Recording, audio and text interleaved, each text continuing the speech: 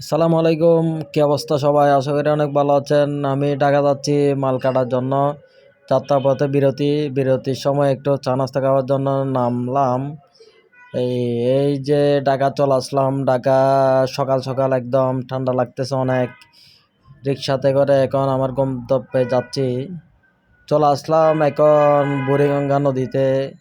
এটা অনেক চিরচেনা একটা নদী। এই নদীটা আসলে বুড়িগঙ্গা নদী করে আমাদেরকে ওই পারে যাইতে হয়, কেরানীগঞ্জে যাইতে হয়।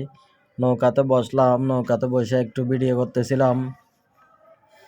আসলে বুড়িগঙ্গা নদীর পানি এগুলো হচ্ছে একদম কালো, পুরাটাই কালো। এগুলা ঢাকা শহরের আবর্জনা ফেলে এটা পুরাটাই নষ্ট করে ফেলছে, কালো কালো পানি হয়ে গেছে একদম।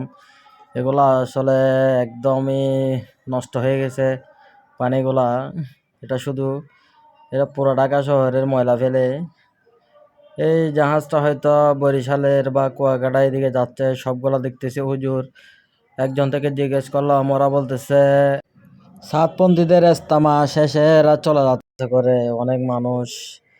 এই রাতের বেলা বুড়িগঙ্গা নদীর দেখতে অনেক সুন্দর লাগে। সব দিকে লাইটিং, অনেক দেখতে অনেক সুন্দর। এখানে জাঁকজমক পরিবেশ।